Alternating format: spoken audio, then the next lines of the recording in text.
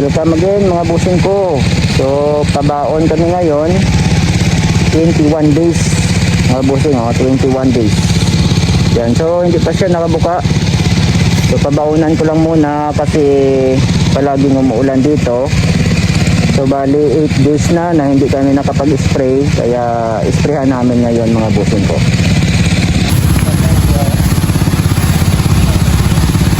So bali may mga nakita na tayo na mga pollinators dito, yan.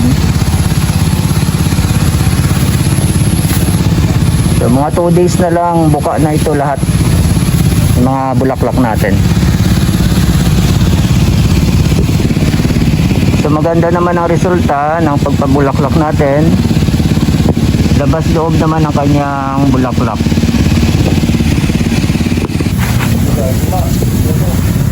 Ayan mga busing, yan ang ating bulaklak. So 21 days pa lang pero may nakikita na tayo na maraming pollinators dito, no? Yan, no? So maganda yung labas ng kanyang bulaklak. Tapos dyan sa portion na yan, medyo konti ang makikita natin sa labas. Pero sa loob maraming bulaklak yan mga busing. So labas loob naman ang pag-i-spray natin. Yan. So kailangan mga busing pag nag-spray tayo, labas loob ang pag-i-spray natin kasi may mga insekto dyan sa loob. So yung bulaklak natin, makita naman natin na malusog. Yan, parang pumupulay ang kanyang skin. Tapos yung ibang mga bulaklak niya bumubuka na at marami na tayong pollinators na nakikita dito. Gumamit tayo ng para sa uod at para sa hoppers. At ang pinaka-importante ang ating fungicide at foliar fertilizer.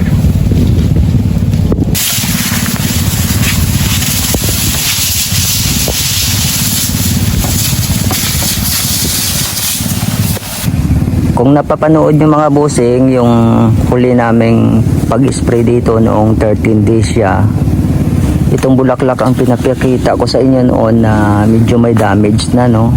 Yan, no? At naagapan natin siya. Yan. So dahil maganda ang ginamit natin na fungicide noong 13 days siya, so nagiging maganda ang resulta. So makikita natin na marami na talagang nakaabang na pollinators, no, sa mga bulaklak natin. Yan, may mga nakabuka na, may mga nasa 10% na siguro ang nakabuka. 21 days pa lang ang bulaklak natin. So kung titingnan natin sa labas, medyo konti, no, yung bulaklak niya, pero okay na to, katamtaman yung labas, pero sa loob marami itong mga busing ang kanyang bulaklak.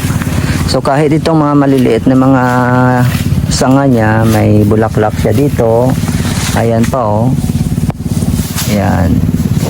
So mga maliliit na mga sanga-sanga niya, may mga pinalabas siya na bulaklak.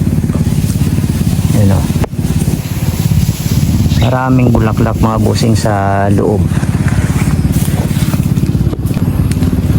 So yung ginamit nating gamot ngayon ay hindi naman nakakamatay sa pollinators natin. Yan, pang-hoppers lang talaga at para sa uod ang ginamit natin dito. So hindi siya delikado sa mga pollinators natin. So bali ito ang insecticide natin mga busing, Bupro, yan, para sa hoppers yan mga busing. At ito naman mga busing ang ating foliar fertilizer, yan, Vocosil. At ito naman ang ating fungicide, yan, Ortivatap. So mga ginamit natin sa araw na ito mga busing. At ito pa mga busing ang ating Kartap, yan, ang ating ginamit. Yan lahat ang ginamit natin sa araw na ito mga busing.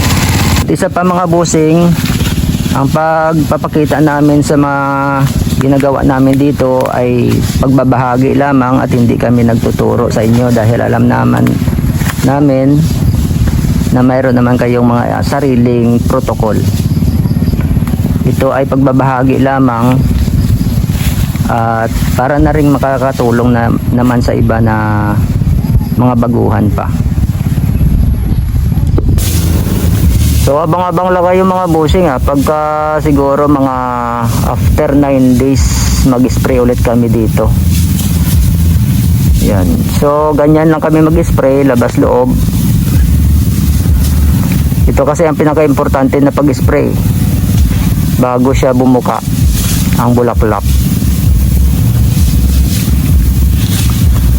Tapos palaging umuulan dito sa amin, halos araw-araw umuulan.